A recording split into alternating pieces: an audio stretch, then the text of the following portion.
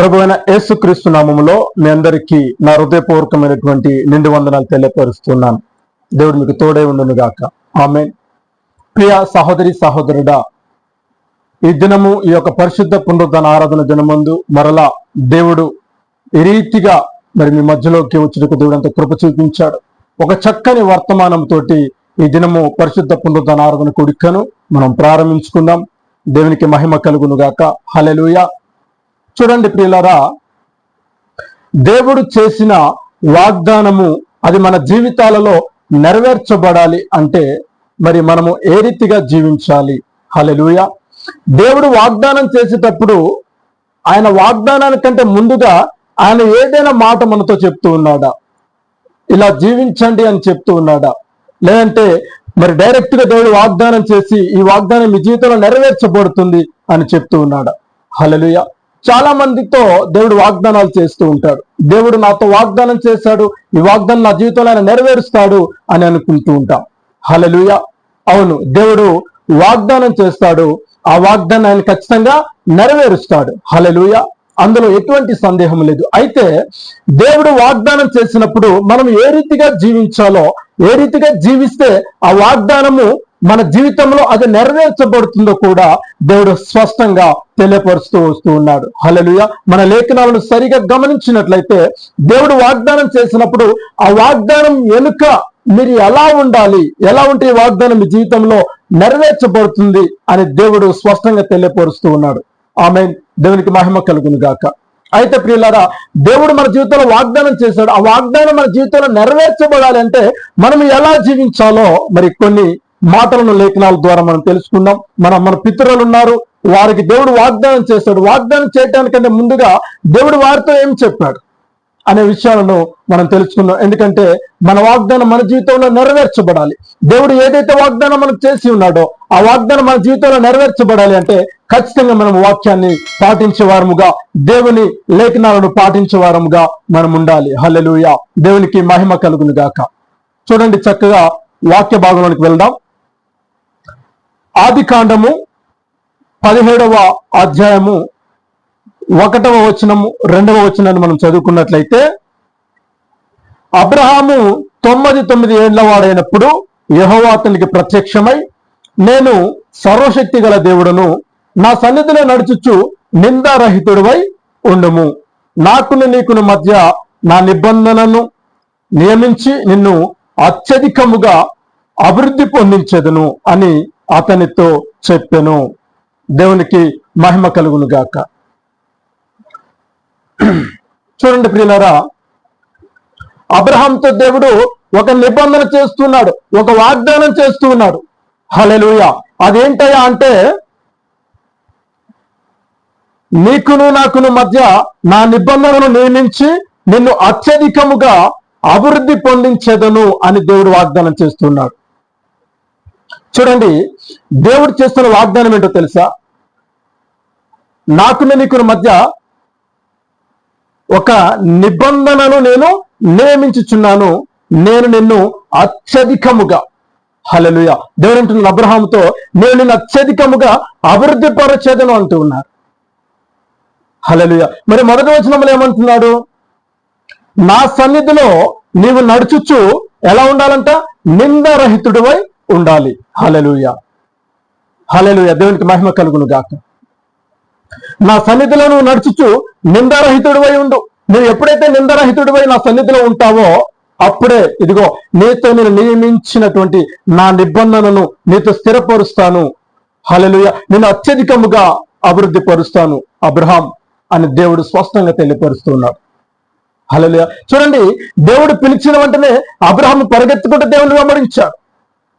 ఆ పిలుపు ముగియ వెంటనే, ఇంకా పిలుపు పూర్తవకతోనే అబ్రహాము గారు తనకున్న సమస్తమును విడిచిపెట్టి తన కుటుంబముతో దేవుని వెంబడించినట్టుగా మన లేఖనాలు చూస్తూ ఉన్నాం. హల్లెలూయా. చూడండి, ఆయన చెప్పాడు, పిలిచాడు, పిలుపుకి తగినట్టుగా అబ్రహాం జీవిస్తున్నాడు. అయినా కూడా ఇక్కడ ఏమంటున్నాడుంటే, నేను నిన్ను అత్యధికముగా ఆశీర్వదించాలంటే అబ్రహామా, ఇదిగో నువ్వు నా సన్నిధిలో నడుచుచు నిందారహితుడివై ఉండము. అంటే ఏ మచ్చ లేకుండా, నీ మీద ఏ అపనింద లేకుండా, నువ్వు ఎటువంటి నా నామమునకు వ్యతిరేకమైనటువంటి కార్యములు చేయకుండా నువ్వు నా సన్నిధిలో నిందారహితుడివై నువ్వు కనపడితే, ఇదిగో నేను నీతో నియమించినటువంటి నా నిబంధన అనగా నేను అత్యధికముగా అభివృద్ధి పరుస్తానని నేను చేసినటువంటి ఇగో ఆ వాగ్దానము నీ జీవితంలో అది నెరవేర్చబడుతుంది. ఆమేన్. దేవునికి మహిమ కలుగును గాక. ఆనాడు దేవుడితో ఆ రీతిగా అబ్రహాంతో దేవుడు వాగ్దానం చేశాడు. మరి అబ్రహాము జీవించాడా? ఖచ్చితంగా అబ్రహాం జీవించాడు. అతి ఆశీర్వాదాలను అబ్రహాం పొందుకున్నాడు. హల్లెలూయా. చూడండి ప్రియులారా, దేవుడికి వాగ్దానం చేశాడు అంటే ఆ వాగ్దానం ఖచ్చితంగా నెరవేరుస్తాడు. అయితే ఆ వాగ్దానానికంటే ముందుగా ఆయన ఒక షరతును ఉంచుతూ ఉన్నాడు. దేవుడు ఒక వాగ్దానం చేసినప్పుడు ఆ వాగ్దానం వెనుక ఒక షరతును పెడుతున్నాడు. హల్లెలూయా, హల్లెలూయా. నువ్వు నా సన్నిధిలో నిందారహితుడివై ఉంటే, నువ్వు నా సన్నిధిలో నిందారహితుడివై ఉంటే, ఇదిగో నేను చేసిన ఈ వాగ్దానము, ఈ నిబంధన నీ జీవితంలో అది నెరవేర్చబడుతుంది. నిబంధన నీ జీవితంలో స్థిరపరచబడుతుంది. దేవునికి మహిమ కలుగును గాక. హల్లెలూయా. చూడండి ప్రియులారా, చాలా మంది అంటున్నారు దేవుడు నాతో వాగ్దానం చేశాడు, దేవుడు నా జీవితంలో వాగ్దానం చేశాడు, కానీ ఆ వాగ్దానం నా జీవితంలో నెరవేర్చబడట్లేదు. హల్లెలూయా. చూడండి, ఇప్పుడు ఈనాడు అబ్రహాముకు చేసినటువంటి వాగ్దానము దేవుడు మనకు చేశాడు అనుకుందాం. అబ్రహాముకి ఏదైతే వాగ్దానం చేశాడో ఆ వాగ్దానం మన జీవితం దేవుడు మనకు కూడా వాగ్దానం చేశాడు అనుకున్నాం. ఏంటంటే, ఇదిగో నేను నిన్ను అత్యధికముగా నిన్ను అభివృద్ధి పరుస్తాను. హల్లెలూయా. నేనే ఉన్నాను, నా కుమారుడు హానోక్, నేను నిన్ను అత్యధికముగా ఆశీర్వదిస్తాను. ఇదిగో నువ్వు నా సన్నిధానంలో నిందారహితుడివై నడుచుకును అని దేవుడు నాతో వాగ్దానం చేశాడు అనుకోండి. నేనేం చేయాలా అంటే, దేవుని సన్నిధిలో కనిపెడుతూ నిందారహితుడినై, అంటే ఎటువంటి మరి దేవునికి వ్యతిరేకమైనటువంటి క్రియలు నేను చేయకుండా ఆయన సన్నిధానంలో నడుచుచు ఆయనకు వ్యతిరేకమైనటువంటి మరి కార్యములను నేను చేయకుండా దేవుని నామ మహిమార్థమై నేను ఆయన సన్నిధిలో నిందారహితుడిని జీవిస్తే, ఇగో ఈ వాగ్దానం నా జీవితంలో నెరవేర్చబడుతుంది. హల్లెలూయా. అలా కాకుండా నేను నా ఇష్టానుసారంగా జీవిస్తూ, ఈ లోకానుసారమైన ఆశలలో నేను ఉంటూ, ఈ లోకానుసారమైన క్రియలు చేస్తూ, ఈ లోకానుసారంగా నేను జీవిస్తూ, దేవుని నామమును అవమానపరుస్తూ, దేవుని నామమును దూషిస్తూ, దేవుని మాటలు విని ఆ మాటలను పెడచెవిని పెట్టి దేవునికి వ్యతిరేకమైనటువంటి కార్యాలు గనుక నేను చేస్తూ ఉంటే, ఇగో ఆ దేవుడు ఏదైతే వాగ్దానం చేశాడో ఆ వాగ్దానం నా జీవితంలో నెరవేర్చబడుతుందండి. హల్లెలూయా. ఎందుకంటే దేవుడు స్పష్టంగా చెప్పాడు, నువ్వు నా సన్నిధిలో నిందారహితుడివై ఉంటేనే. దేవునికి మహిమ కలుగును గాక. ఎలా ఉండాలంట? నిందారహితుడై ఉంటేనే ఇక ఈ వాగ్దానం నీ జీవితంలో నెరవేర్చబడుతుందని దేవుడు స్పష్టంగా చెప్పాడు. అలా కాకుండా మనం మన ఇష్టానుసారంగా మనం జీవించి ఇక దేవుడు చేసిన వాగ్దానం నా జీవితంలో నెరవేర్చబడట్లేదు అని మనం మొత్తుకున్న ఆ వాగ్దానం మన జీవితంలో నెరవేర్చబడదు. హల్లెలూయా, హల్లెలూయా. దేవునికి మహిమ కలుగును గాక. చూడండి ప్రియులారా, బైబిల్ లేఖనాలలో వ్యభిచారమందు పట్టుబడినటువంటి ఒక స్త్రీని ఎవరి దగ్గర అక్కడ ఉన్నటువంటి పరిసయ్యులు, శాస్త్రులు, పరిసయ్యులు ఆ స్త్రీని పట్టుకొని ప్రభువైన యేసుక్రీస్తు ప్రభువు వారి దగ్గర తీసుకొచ్చారు. అయ్యా, మరి వ్యభిచారమందు ఈ స్త్రీ పట్టుబడినది, మోషే ధర్మశాస్త్రం ప్రకారము ఈ స్త్రీని ఏం చేయాలా? రాళ్లతో కొట్టి చంపగలడు కదా. మరి ప్రభువా, ఇవి నీ దగ్గరకు తీసుకొచ్చామయ్యా, మరి నువ్వేం చెప్తావో ఇక దాని ప్రకారంగా మేము చేస్తాము అని ఆయన అడుగుతూ ఉన్నారు.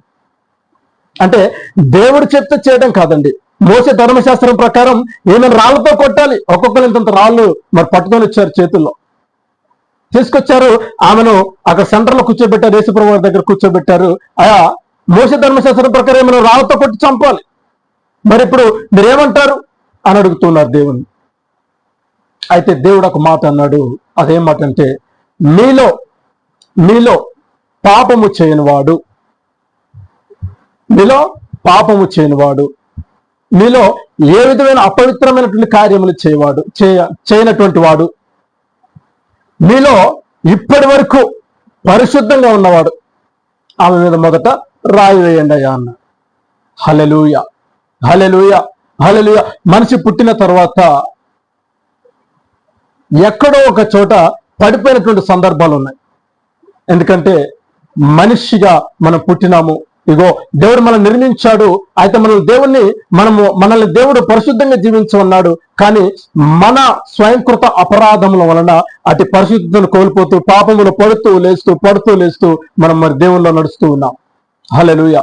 అయితే దేవుడు అన్నాడు, మీలో పాపం చేయని వాడు ఎవరైనా ఉంటే మొదటిగా ఆమె మీద రాయి వేయండి అని చెప్పినప్పుడు అక్కడున్నవారు ఎవరు కూడా మరి ఆమె మీద రాయి విసరలేదంటండి. ఎందుకంటే ఎక్కడో ఒక చోట పాపం చేసిన వారందరూ అక్కడ రాళ్ళు విడిచేసి వెళ్ళిపోయారు. అయితే దేవుడు అన్నాడు, అమ్మా ఇక్కడ ఎవరు నిన్ను శిక్ష విధింపలేదా, ఎవరు నీకు శిక్ష విధింపలేదా, ఎవరు నిన్ను శిక్షించలేదా అని దేవుడు ఆమెను అడిగితే ఆమె అన్నది, అయ్యా ఎవరు నన్ను శిక్షించలేదయ్యా, ఎవరు నన్ను రాళ్లతో కొట్టలేదయ్యా, అందరు రాళ్ళు పడేసి ఇక్కడి నుంచి వెళ్ళిపోయారయ్యా, ఎవరు నన్ను బాధించలేదయ్యా అని దేవుని వైపు ఆమె దీనంగా చూస్తూ చెప్తుంది. అయితే దేవుడు అన్నాడు ఒక మాట, అమ్మా నేను కూడా నీకు శిక్ష విధింపను.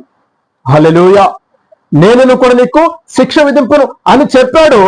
చెప్పిన తర్వాత ఇంకో మాట అంటున్నాడు, ఇక ఎన్నటికి పాపము చేయకు. హల్లెలూయా, దేవునికి మహిమ కలుగును గాక. చూడండి, ఆమె దేవుడు ఒక మాట ఇచ్చాడు, నేను నీకు శిక్ష విధింపను. అయితే నువ్వు ఎలా ఉండాలంట, ఇంకెన్నటికి పాపము చేయని వ్యక్తిగా, పాపము చేయనటువంటి స్త్రీగా నీవు ఉండాలి. అలా నువ్వు జీవిస్తే ఇక దేవుడు నిన్ను క్షమించడానికి ఒక అర్థం ఉంటుంది, దేవుడు నిన్ను క్షమించడానికి ఒక పరమార్థం ఉంటుంది. హల్లెలూయా, హల్లెలూయా. దేవుడు ఆ రోజు అన్నాడు, ఇక నన్ను అమ్మ నేను కూడా నిన్ను శిక్షించను అన్నాడు. కానీ ఈ రోజు ఏంటి, నాకు ఇన్ని అవమానాలు జరుగుతున్నాయి, నన్ను ఇంతమంది ఎగతాళి చేస్తున్నారు, నన్ను ఈ ఊరి నుంచి వెలివేస్తున్నారు అని అంటే దేవుడు అనంతా చెప్పాడు, అమ్మ ఇంకెన్నడూ పాపము చేయకు, ఇంకెన్నడూ నువ్వు పాపము చేయకు, నేను నిన్ను శిక్ష విధింపను, నేను నిన్ను శిక్షించను, కానీ నువ్వు ఇంకెన్నడూ పాపము చేయకు. హల్లెలూయా. చూడండి, మనము ఏదైనా పాపం చేసి, ఏదైనా తప్పిదము చేసి, ప్రభువా ఇంకెన్నడూ ప్రభువా నేను నీ పాపము చేయనయ్యా, ఇంకెన్నడూ నాయన నీ సన్నిధానంలో అయ్యా నేను పాపము చేసిన వ్యక్తిగా నేను ఉండనయ్యా అని మనం ప్రార్థన చేసుకున్నప్పుడు ఆ పాపాన్ని అంతటితో విడిచిన వారముగా ఉండాలి. దేవుడు మనల్ని క్షమిస్తాడు, ఎందుకంటే ఆయన మన ఎడల శాశ్వతమైనటువంటి ఒక ప్రేమను కలిగి ఉన్నాడు. ఆయన తన శాశ్వతమైన ప్రేమను మన ఎడల చూపే దేవుడు. హల్లెలూయా, దేవునికి మహిమ కలుగును గాక. మనము ప్రార్థన చేసి మన పాపాలను ఒప్పుకుంటే ఆయన మనల్ని పరిశుద్ధులుగా మారుస్తాడు, ఆ పాపం నుంచి మనల్ని విడిపిస్తాడు, పాపం నుంచి పరిశుద్ధతలోనికి ఆయన మనల్ని నడిపిస్తాడు. ఇక వెంటనే ఆ పాపాన్ని అక్కడితో వదిలిపెట్టాలి. అలా వదిలేకుండా మరలా మనం పాపం అయిపోయినప్పుడు మరలా మనం ఆ పాపంలో పడిపోతూనే ఉంటాం, అవమానాలు ఎదుర్కొంటాం, నిందలు ఎదుర్కొంటాం. ఒక్కొక్కసారి మన పరిస్థితి ఏమవుతుందో మనకి తెలియనటువంటి స్థితిలోకి మనం వెళ్ళిపోతాం. హల్లెలూయా, హల్లెలూయా. చూడండి, దేవుడు ఒక వాగ్దానం చేస్తే ఆ వాగ్దానం నెరవేర్చబడాలంటే దేవుడు నిన్ను ఎలా జీవించమంటున్నాడో ఇగో ఆ రీతిగా నువ్వు జీవించాలి. దేవునికి మహిమ కలుగును గాక. ఆ రీతిగా మనం జీవించకుండా మరలా దేవుడు నన్ను క్షమించాలే, దేవుడు నాకు వాగ్దానం చేశాలే, ఆ వాగ్దానం నా జీవితంలో నెరవేర్చబడుతుందిలే అని చెప్పి మన ఇష్టానుసారంగా మనం జీవిస్తూ వెళ్తుంటే ఇగో దేవుడు చేసిన వాగ్దానం నీ జీవితంలో కావచ్చు, ఎవరి జీవితంలో అయినా కావచ్చు, అది నెరవేర్చబడదు. హల్లెలూయా. చూడండి, ఇంకొక మాటను మనం చదువుకుందాం. 1వ రాజుల పుస్తకము, దేవునికి మహిమ కలుగును గాక. 1వ రాజుల పుస్తకము 6వ అధ్యాయము 11వ వచనము 12వ వచనమును మనం చదువుకుందాం. హల్లెలూయా. అంతలో యెహోవా వాక్కు సొలొమోనుకు ప్రత్యక్షమై ఇలాగు సెలవిచ్చును, ఈ మందిరమును నీవు కట్టించుచున్నావానే, నీవు ఈ మందిరమును నువ్వు కట్టించుచున్నావే, నీవు నా కట్టడలను న్యాయ విధులను అనుసరించి నడుచుకొనుచు నేను నియమించిన ఆజ్ఞలన్నింటినీ గైకొనిన ఎడల నీ తండ్రి అయిన దావీదుతో నేను చేసిన వాగ్దానమును నీ పక్షముగా స్థిరపరచెదను. దేవునికి మహిమ కలుగును గాక. ఆమేన్. చూడండి, సొలొమోనుతో దేవుడు చెప్తూ ఉన్నాడు, సొలొమోనుతో దేవుడు వాగ్దానం చేస్తూ ఉన్నాడు.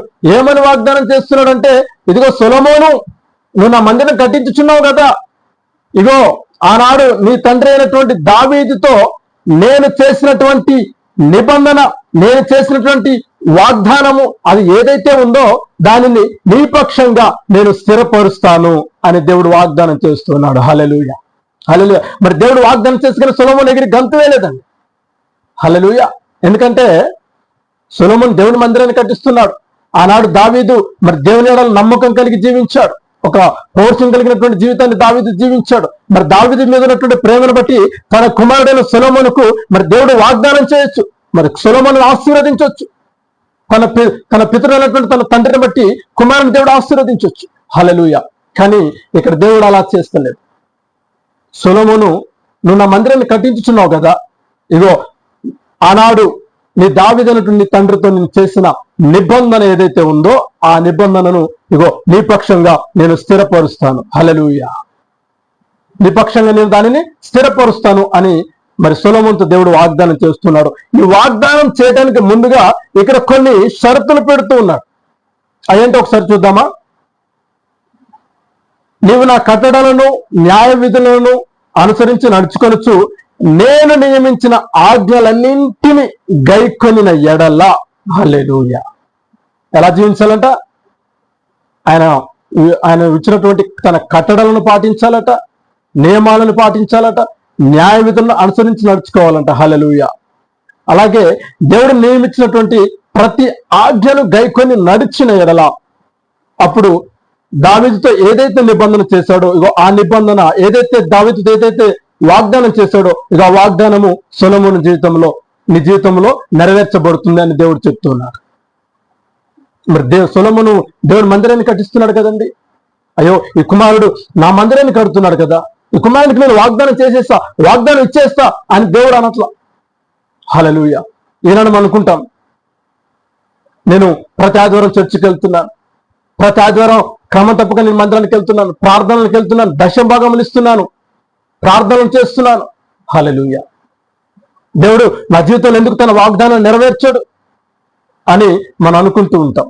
అయితే ఇక్కడ చూడండి, వాగ్దానము నెరవేర్చబడాలి అంటే మనము ఆయన నియమాలను పాటించాలి, ఆయన విధులను పాటించాలి, ఆయన ఆజ్ఞలను పాటించి వాటి క్రమముగా మనము నడుచుకున్నప్పుడే మన జీవితంలో మరి దేవుడు చేసిన వాగ్దానం మన జీవితంలో నెరవేర్చబడుతుంది. హల్లెలూయా. హల్లెలూయా. దేవునికి మహిమ కలుగును గాక. దేవుడు నీ పక్షంగా వాగ్దానం చేశాడు అంటే ఆ వాగ్దానం ప్రకారంగా నువ్వు జీవించాలి అని. దేవుడు నీ పక్షంగా నిలబడి ఉండాలి అంటే నువ్వు దేవుని విధేయత చూపిన వాడిగా నువ్వు ఉండాలి. హల్లెలూయా. దేవుడు మనలో ఉంటే ఆయన ప్రతిరూపం మనలో కనపడుతుంది, ఆయన వాక్యం మనలో ఉంటుంది. మన హృదయం దేవునికి ఆలయమే ఉన్నది కదా. హల్లెలూయా. మరి దేవుడు వాగ్దానం మన జీవితంలో నెరవేర్చబడాలంటే ఆయన మనలో ఉండాలి, ఆయన రీతిగా మనము జీవించాలి, ఆయన ఆజ్ఞలను మనం గైకొన్న వారముగా మనం ఉండాలి. హల్లెలూయా. దేవునికి మహిమ కలుగును గాక. చాలా మంది అనుకుంటారు, ప్రభువా వాగ్దానం చేసావు కదయ్యా, అది నా జీవితంలో ఎందుకు నెరవేర్చట్లేదయ్యా, ఎందుకయ్యా ఇంత దూరం చేస్తున్నావు, ఎందుకయ్యా లేట్ చేస్తున్నావు? దేవుడు లేట్ చేయట్లేదండి. ఆ వాగ్దానం నెరవేర్చకుండా మనమే అడ్డుపడుతున్నాం. ఆ వాగ్దానం మన జీవితంలో దేవుడు ఏదైతే వాగ్దానం మనకు చేశాడో ఆ వాగ్దానం మన జీవితంలో నెరవేర్చబడకుండా మనమే దానికి అడ్డుపడుతూ ఉన్నాం. దేవుడు ఆలస్యం చేయట్లా. హల్లెలూయా. హల్లెలూయా. ఒక్కవేళ దేవుడే ఆలస్యం చేస్తున్నాడంటే ఎంతకంటే గొప్ప ఏదైనా ఇవ్వాలనుకుంటున్నాడు. ఆమేన్. దేవునికి మహిమ కలుగును గాక. ఇప్పుడు దేవుడు నా జీవితంలో ఒక వాగ్దానం చేశాడండి, నేను దేవుడు చేసిన వాగ్దానం ప్రకారంగా నేను జీవిస్తూ ఉన్నాను, ఆయన నా జీవితంలో వాగ్దానం నెరవేర్చబడటానికి కొంచెం ఆలస్యం అవుతుందంటే దేవుడు అంతకంటే గొప్పదేదో కార్యము నా జీవితంలో చేయబోతున్నాడని నేను నమ్ముతాను, విశ్వసిస్తాను. దేవునికి మహిమ కలుగును గాక. ఆమేన్. కానీ అలా కాకుండా దేవుడు చేసిన వాగ్దానం నీ జీవితంలో నెరవేర్చబడట్లేదు అంటే నీవు మరి ఏ రీతిగా జీవిస్తున్నావు అనేది ఒక ప్రశ్న. హల్లెలూయా. ఆ ప్రశ్నకు సమాధానము మనలోనే ఉంటుంది. ఒకసారి మనం కళ్ళు మూసుకొని, ప్రభువా నువ్వు చేసిన వాగ్దానం నా జీవితంలో నెరవేర్చబడాలంటే ఇలా జీవించమన్నావు కదయ్యా, నిందరహితుడిపై ఉండవన్నావు కదయ్యా, నీ ఆజ్ఞలను పాటించమన్నావు కదయ్యా, అయ్యా నీ విధులను నీ నియమాలను పాటించమన్నావు కదయ్యా, మరి నేను అలా జీవిస్తున్నానా ప్రభువా? నా పరిస్థితి ఏంటి, నా స్థితి ఏంటి, నేను ఎలా జీవిస్తున్నాను? ఇగో ఈ లోకంలో ఈ రీతిగా నేను పోతున్నాను, ఈ లోకమైన పోకలకు నేను మరి ఆ లోకానుసారమైన జీవితంలో నేను కలిసిపోతున్నాను, పాపపు క్రియలలో ఉంటున్నాను, పాపపు తలంపులు చేస్తున్నాను, పాపపు ఆలోచనలు చేస్తున్నాను. ఇలా నేను చేస్తున్నప్పుడు దేవుని మరి ఒక ఆయన వాగ్దానం నా జీవితంలో ఎలా నెరవేర్చబడుతుంది అనే ఒక విమర్శ అనేది మనకు మనమే చేసుకోవాలి. మనకు మనమే చేసుకోవాలి. అలా చేసుకున్నప్పుడు ఇదిగో ఒక ఆలోచన వస్తుంది, ఇదిగో దేవుడు వాక్యానుసారంగా నేను జీవిస్తే, ఆయన ఏదైతే చెప్పాడో ఆ రీతిగా నేను జీవిస్తే ఖచ్చితంగా దేవుడు ఆ వాగ్దానం నా జీవితంలో ఖచ్చితంగా ఆయన నెరవేర్చుతాడు అనేది. హల్లెలూయా, హల్లెలూయా, దేవునికి మహిమ కలుగును గాక. ప్రియులారా, వాగ్దానానికి తగిన రీతిగా మనం జీవిస్తేనే ఆ వాగ్దానం మన జీవితంలో నెరవేర్చబడుతుంది. ఆమేన్. వాగ్దానానికి తగిన రీతిగా మనం జీవిస్తేనే ఆ వాగ్దానం మన జీవితంలో నెరవేర్చబడుతుంది. ఆ రీతిగా మనం జీవించాలంటే ఇగో ఆయన మాటలకు, ఆయన వ్యక్తికి, మరి దేవునికి మనం లోబడే వారంగా మనం ఉండాలి. ఆయన సన్నిధానంలో గడిపే వారంగా ఉండాలి. ఆయన లేఖనాలను చదివే వారంగా ఉండాలి. ఆయన ఆరాధించే వారముగా ఉండాలి. హల్లెలూయా, హల్లెలూయా, దేనికి మహిమ కలుగును గాక. ఉదయకాల స్తోత్రాబలితో మరి సాయంకాలం స్తుతి నైవేద్యంతో మనము నిత్యమైన సన్నిధిలో గడిపే వారంగా మనము ఉండాలి. మన ప్రవర్తన కావచ్చు, మన నడవడిక కావచ్చు, మన మాట తీరు కావచ్చు, ప్రతిది కూడా దేవుని నామానికి మహిమకరంగా ఉండాలి. హల్లెలూయా. మనం జీవించుచున్న జీవితము దేవుని నామానికి మహిమకరంగా ఉండాలండి. ఇలా మనం జీవించినప్పుడే మన జీవితంలో ఆయన చేసిన వాగ్దానం నెరవేర్చబడుతుంది. ఆమేన్, హల్లెలూయా.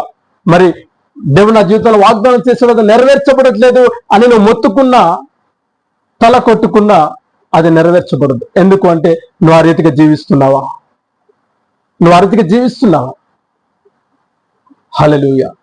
చూడండి, కొన్ని మాటలు మనం చదువుకుందాం. చాలా మంది అనుకుంటారు, ప్రభువా నా ఎద్దుకు రావా యేసయ్యా, నా ఎద్దుకు రావా ప్రభువా, ఒకసారి నా దగ్గరికి రావా ప్రభువా అని. హల్లెలూయా. దేవుడు అంటున్నాడు, నేను నీ ఎద్దుకు రావాలంటే ముందు నువ్వు నా ఎద్దుకు రా. హల్లెలూయా. యాకోబు పత్రిక 4:8 రాయబడి ఉంటుందండి. నేను నీ ఎద్దుకు రావాలి అంటే ముందు నువ్వు నా ఎద్దుకు రా. హల్లెలూయా. మరి ప్రతి ఆదివారం మనం దేవుని సన్నిధిలో కనపడుతున్నామా? హల్లెలూయా. ప్రతి ఆదివారం మనం దేవుని సన్నిధిలో కనపడుతున్నామా? అలా కాకుండా ప్రతిరోజు ఉదయకాలమున, ప్రతిరోజు సాయంకాలమున ఆయన సన్నిధానంలో మోకరించి మనం దేవుని కనపడుతున్న వారంగా మనం ఉన్నామా?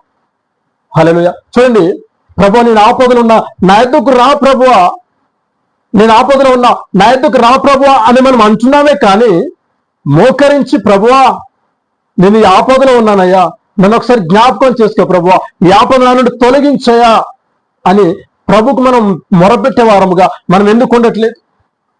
ఎందుకు దేవునికి ఆ సమయం మనం ఇవ్వట్లేదు? మన జీవితంలో దేవుడు చేసిన వాగ్దానం నెరవేర్చబడాలంటే మన జీవితంలో మొదటి ప్రాధాన్యత మనము దేవునికి ఇచ్చేవారముగా ఉండాలి. అలా మనం ఎప్పుడైతే ఇస్తామో, అలా మనం ఎప్పుడైతే దేవునికి ప్రాధాన్యత ఇచ్చేవారముగా మనం ఉంటామో ఖచ్చితంగా ఆయన చేసిన వాగ్దానం ఏదైతుందో అది మన జీవితంలో నెరవేర్చబడుతుంది. దేవునికి మహిమ కలుగును గాక. ఆయన మన ఎద్దుకు రావాలంటే మనం ఎలా ఉండాలట? మనము ముందుగా ఆయన ఎద్దుకు, యేసుక్రీస్తు వారి ఎద్దుకు వెళ్లే వారంగా ఉండాలి. ఆయన సన్నిధానంకు వెళ్లే వారంగా ఉండాలి. ప్రార్థనలు గడిపే వారంగా ఉండాలి. ఆయనతో సహవాసం చేసే వారంగా మనం ఉండాలి. దేవునికి మహిమ కలుగును గాక. హల్లెలూయా. ఇంకొక మాట ఏంటంటే, ప్రభువా నన్ను క్షమించవా యేసయ్యా, ప్రభువా నన్ను క్షమించవా యేసయ్యా అని ప్రార్థన చేస్తా. ఆయన క్షమిస్తాడు, ఆయన ఖచ్చితంగా క్షమిస్తాడు. అయితే నీ నిజ జీవితంలో, నీ నిత్య జీవితంలో నీవు నీ సహోదరుడును క్షమిస్తూ ఉన్నావా? నీవు నీ స్నేహితుడును క్షమిస్తూ ఉన్నావా? నీవు నీ ఇరుగు పొరుగు వారిని క్షమిస్తూ ఉన్నావా? నీవు నీ తోటి వారిని క్షమిస్తూ ఉన్నావా? హల్లెలూయా. నీవు ఇతరులను క్షమించగలిగితే, నీకు ఇతరులను క్షమించగలిగే మనసు నీకుంటే ఆయన నిన్ను క్షమిస్తాడు. నువ్వు ఇతరులను క్షమించకుండా ఇతరులపైన ద్వేషం పెంచుకొని, ఇతరులపైన కసి పెంచుకొని, ఇతరులపైన కోపం పెంచుకొని ప్రభువా నన్ను క్షమించయ్యా అంటే నీలో ద్వేషం ఉంది, నీలో కుట్ర ఉంది, నీలో పాపం ఉంది. ఇవన్నీ నీలో ఉన్నప్పుడు దేవుడు నిన్ను ఎలా క్షమిస్తాడు? హల్లెలూయా. నీకు ఇతరులను క్షమించే మనసే నీకు లేనప్పుడు దేవుడు నిన్నెలా క్షమిస్తాడు? ఒకసారి ఆలోచన చేద్దాం. హల్లెలూయా. అర్థమవుతుందండి? దేవుడు ఒక వాగ్దానం చేసేది మన జీవితంలో నెరవేర్చబడాలంటే ముందు మనము దేవుని లేఖనాలు పాటించే వారముగా ఉండాలి. దేవుడు అంటాడు, నేను నీకు తోడై ఉంటాను అని. నువ్వు అనుకుంటావు, అబ్బా దేవుడు నాతో వాగ్దానం చేశాడు, ఆయన నాకు తోడై ఉంటా అన్నాడు, ఇంకా నాకు ఎదురే లేదనుకుంటావు. అలా అని ఎదురుకు వచ్చిన వాళ్ళని నెట్టుకుంటూ, తన్నుకుంటూ, దూసుకుంటూ, పొడుచుకుంటూ, చంపుకుంటూ, తొక్కుకుంటూ నువ్వు పోతున్నావు అనుకో, దేవుడిని తోడుండడు. దేవుడిని తోడుండడు. నువ్వు వేసే ఒక అడుగు అది పాపంలో పడినప్పుడు దేవుడు వెనక్కి వెళ్ళిపోతాడు. నేను నీకు తోడే ఉంటున్నాను, కానీ నీ మార్గం నువ్వేంటి, నువ్వు వెళ్తున్న మార్గం ఏంటి? కొంతమంది తెలివిగా అంటారు, దేవుడు నాకు తోడే ఉన్నాడు కదయ్యా, మన ఆయన నువ్వు సక్రమైన మార్గంలో నడిపించాలి కదయ్యా అని తెలివిగా ప్రశ్నలు వేస్తూ ఉంటారు. హల్లెలూయా, హల్లెలూయా. దేవుడు మనకు తోడై ఉన్నాడు. నువ్వు సక్రమైన మార్గంలో నడవాలంటే వాక్యం నీలో ఉండాలి. వాక్యాన్ని చదివే జ్ఞానం నీకు ఉండాలి. చదివిన వాక్యాన్ని అర్థం చేసుకునే జ్ఞానం నీకు ఉండాలి. నిత్యము బైబిల్ మన చేతిలో ఉండి మనం చదివితే ఎలా జీవించాలో, ఎలా నడుచుకోవాలో ప్రతిదీ కూడా బైబిల్ లేఖనాల్లో రాయబడి ఉంది. నువ్వు వాక్యం చదువుతున్నావంటే దేవుడు నీతో మాట్లాడుతున్నాడు. హల్లెలూయా, హల్లెలూయా. అప్పుడు ఈ వాక్యం నువ్వు చదవగలిగినప్పుడు తప్పుడు మార్గంలో నువ్వు ఎలా వెళ్ళగలవు, తప్పుడు మార్గం వైపు నువ్వు ఎలా చూడగలవు? హల్లెలూయా. కాబట్టి దేవుడి యొక్క వాగ్దానం మన జీవితంలో నెరవేర్చబడాలి అంటే ఇదిగో దేవుడు ఏదైతే చెప్పాడో అది చేయాలి. దేవుడు నిన్ను క్షమించాలంటే నువ్వు ఇతరులను క్షమించే గుణం నీలో ఉండాలి. హల్లెలూయా, హల్లెలూయా. ఇంకా ఆపత్కాలమందు దేవుడు నిన్ను క్షమించాలి, ఆపత్కాలమందు ఆయన నిన్ను విడిపించాలి అంటే ఆపత్కాలంలో నీవు దేవునికి మొరపెట్టే బిడ్డగా నీవు ఉండాలి. ఆపత్కాలంలో నీవు ఉన్నప్పుడు నువ్వు దేవునికి మొరపెట్టే బిడ్డగా ఉంటే ఆయన నీ మొరను ఆలకించి నువ్వు ఉన్నటువంటి పరిస్థితి నుంచి ఆయన నిన్ను విడిపించుటకు సమర్థుడు, శక్తిమంతుడు. దేవునికి మహిమ కలుగును గాక. ప్రియులారా, ఏది నీ జీవితంలో జరగాలని కోరుకుంటున్నావో ఇగో అది జరగటానికి మొదటిగా నీవు ఆయనతో సహవాసం చేసిన బిడ్డగా ఉండాలి. హల్లెలూయా. నీ జీవితంలో కార్యం జరగట్లేదా? నీ జీవితంలో మేలు జరగట్లేదా? ఎందుకు జరగట్లేదు? నేను వాక్యానుసారంగా జీవించట్లేదా అని నిన్ను నువ్వు ప్రశ్నించుకో. ఆ ప్రశ్నకు నీకు అర్థం తెలుస్తుంది, సమాధానం దొరుకుతుంది. అప్పుడు నీ జీవితాన్ని దేవుని వైపు తిప్పుకొని ఈ లోకానుసారమైనటువంటి మరి పాపం నుంచి, ఈ లోకానుసారమైనటువంటి శాపం నుంచి, ఈ లోకానుసారమైనటువంటి క్రియల నుంచి ఇదిగో నిదానముగా నువ్వు దేవుని వైపు తిరగగలిగితే ఆయన నీ వైపు చూస్తాడు. ఆయన నీ వైపు చూస్తాడు. బిడ్డ ఇదిగో నువ్వు ఈ మార్గంలో నడు. నేను ఏదైతే మార్గాన్ని చూపిస్తున్నానో ఆ మార్గంలో నీవు నడు. హల్లెలూయా, హల్లెలూయా. అప్పుడు ఆయనని చేపట్టుకొని ఇలా నిన్ను నడిపిస్తూ ఉంటాడు. అప్పుడు మనము ఆయనతో పాటుగా వెళ్ళే వారంగా ఉంటాం. దేవునికి మహిమ కలుగును గాక. ఆయన ఏదైతే నీ జీవితాలు వాగ్దానం చేశాడో ఆ వాగ్దానానికి అనుగుణంగా నువ్వు నడుస్తూ ఉన్నట్లయితే ఖచ్చితంగా దేవుడు తన చేతితో నిన్ను పట్టుకొని ఈ కుమారుడు నా విధులను అనుసరిస్తున్నాడు, నా ఆజ్ఞలు గైకొంటున్నాడు, ఇంకా నా సన్నిధానంలో నిందారహితుడై నా కుమారుడు ఉంటూ ఉన్నాడు కనుక ఈ కుమారుడు తప్పిపోకుండా ఇగో నేను క్షేమంగా ఆ వాగ్దానం, నేను చేసిన వాగ్దానం ఏదైతే ఉందో ఆ వాగ్దానము నెరవేర్చబడలాగిన ఆ వాగ్దానానికి దగ్గరగా దేవుడు మనల్ని తీసుకెళ్తాడు. దేవునికి మహిమ కలుగును గాక. హల్లెలూయా. చాలా మంది అనుకుంటారు దేవుడు వాగ్దానం చేస్తున్నాడు కానీ ఈ వాగ్దానానికి షరతులేంటయ్యా అని. హల్లెలూయా. ఈ వాగ్దానం వెనక ఈ షరతులేంటి ప్రభువా? ఇలా షరతులు పెడితే మేము ఎలా జీవించగలమయ్యా? ఇలా షరతులు పెడితే మేము ఎలా జీవించగలమయ్యా? హల్లెలూయా, హల్లెలూయా. చూడండి ప్రియ సహోదరి సహోదరుడా, దేవుడు ప్రేమ స్వరూపి. ఆయన తన శాశ్వతమైనటువంటి కృపను మన ఎడల చూపుచున్నటువంటి దేవుడు. హల్లెలూయా. తన శాశ్వతమైనటువంటి కృపను మన ఎడల చూపుచున్నటువంటి దేవుడు. దేవుడు నీతో ఏదైతే వాగ్దానం చేశాడో ఆ వాగ్దానం నీ జీవితంలో నెరవేర్చబడుటకు ఆయన ఎలాగైతే జీవించమని లేఖనాల ద్వారా మాట్లాడుతున్నాడో ఇగో ఆ రీతిగా నువ్వు జీవించటానికి అట్టి మనసును దేవుడే మనకు అనుగ్రహించును గాక. ఆమేన్. మనము ఆయనతో సహవాసం చేసిన వారముగా ఉంటే, ఆయనకు దగ్గరగా మనం ఉన్నట్లయితే ఇగో ఆయన మనల్ని నడిపిస్తాడు. ఆయన చేసిన వాగ్దానము మనం పొందుకునేలాగున మన క్రియలను మారుస్తాడు, మన నడవడికను మారుస్తాడు, మన మాటను మారుస్తాడు, మన ప్రవర్తనలన్నింటిని కూడా ఆయన మార్చి నిన్ను నన్ను ఇదిగో వాక్యం ఇద్దరు ఎంతమంది అయితే వింటున్నారో ప్రతి బిడ్డను కూడా, ఎందుకంటే ప్రతి ఒక్కరితో దేవుడు ఒక వాగ్దానం చేసి ఉన్నాడు. మన వాగ్దానం మీ జీవితంలో నెరవేర్చబడాలంటే ఆయన సన్నిధిలో మనం నిందారహితముగా నడుచుకున్న వారముగా మనం ఉంటే ఖచ్చితంగా దేవుడు ఆ వాగ్దానాన్ని మన జీవితంలో నెరవేర్చుటకు ఆయన సమర్థుడు, శక్తిమంతుడు. కాబట్టి ప్రియ సహోదరి సహోదరుడా, ఈ దినము ఈ మాటను ప్రతి ఒక్కరు కూడా మీరు హృదయాంతరంలో స్థిరపరచుకోండి. దేవుడు మనతో వాగ్దానం చేశాడు, ఆ వాగ్దానం నెరవేర్చబడాలంటే నేను ఆయన సన్నిధిలో నిందరహితుడనే ఉండాలి, ఇంకా ఆయన ఆజ్ఞలను పాటించే వారముగా నేను ఉండాలి, ఆయన వాక్యాన్ని పాటించే వారముగా ఉండాలి. ఆయనకు వ్యతిరేకమైనటువంటి కార్యకలాపాలు నేనేమి చేయకుండా ఇగో ఆయనకి ఇష్టానుసారముగా జీవించే ఒక వ్యక్తిగా నేనుండాలి, ఆ రీతిగా నేను జీవించాలి అనే ఒక విశ్వాసాన్ని మీలో పురికొల్పండి. ఖచ్చితంగా దేవుడు మీ జీవితంలో చేసినటువంటి వాగ్దానం మీ జీవితంలో ఆయన ఖచ్చితంగా నెరవేరుస్తాడు. దేవునికి మహిమ కలుగును గాక. ఆమేన్. చిన్న ప్రార్థన చేసుకుందాం. సర్వశక్తిమంతుడా, సర్వాధికారి, సర్వయుగములలో సజీవుడా, ఉన్నతమైన వాడా, మీ బంగారు పాదములకు వందనాలు తెలియపరుస్తున్నాం. ఇదిగో నాయన, నేటి దినము తండ్రి మీరు ఆయా మాట్లాడిన ప్రతి మాటను బట్టి నీకు వందనాలు. ఆయా బిడ్డల పట్ల మీరు చేసిన ఏ వాగ్దానమైనా సరే అయా అది వారి జీవితంలో మీరు నెరవేర్చండి. ఆ బిడ్డలనైనా వాగ్దానము పొందుకొనుటకునైనా తగిన రీతిగా వారు జీవించే కృపను దయచేయండి. ఆయన సన్నిధిలో నిందారహితులమై జీవించటకు నీ కృపను అనుగ్రహించండి. అలానే మీరు అబ్రహాంతో వాగ్దానం చేశారు, వాగ్దానం ఆయన జీవితంలో నెరవేర్చబడింది ప్రభు. ఎందుకంటే అబ్రహాం గారు ఆయన మీ సన్నిధానంలో నిందారహితుడే జీవించారు. ఇదిగో ఆ రీతిగా నాయన మేము జీవించుటకు ఆయన మీరు మా జీవితంలో చేసిన ప్రతి వాగ్దానం మేము పొందుకున్నట్టుకు నాయన అంతటి జ్ఞానమును మాకు దయచేయండి. నీ సన్నిధానంలో నడుచుతూ నిందరహితులమై ఉండే జ్ఞానమును మాకు దయచేయండి. నీ ఆజ్ఞలను గైకొని నీ నియమాలను పాటించే అయా ఆ జ్ఞానమును కూడా మాకు దయచేయండి ప్రభు. నీకే స్తోత్రాలు. ఆయన నీతో సహవాసం చేసే వారముగా, ఈ లోకానుసరమైన పాపం శాపం నుంచి విడిపించబడే వారముగా మేము ఉండుటకు ఆయన కృపను మాకు అనుగ్రహించమని, సహాయము చేయమని, కృప చూపించమని యేసయ్య అతి పరిశుద్ధ నామమున అడిగి ప్రార్థిస్తున్నాను తండ్రి. Amen, amen, amen. దేవుడు మీకు తోడేండును గాక. God bless you all.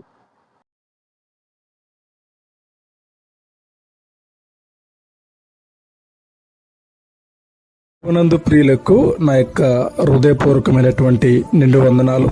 ఈ వీడియో చూస్తున్న ప్రతి ఒక్కరూ కూడా ఈ యొక్క ఛానల్ను లైక్ చేయండి, అలాగే ప్రతి ఒక్కరికి షేర్ చేయండి. తర్వాత ఈ ఛానల్ తప్పకుండా సబ్స్క్రైబ్ చేసుకోండి. దేవుడు మీకు తోడైండును గాక. God bless you all.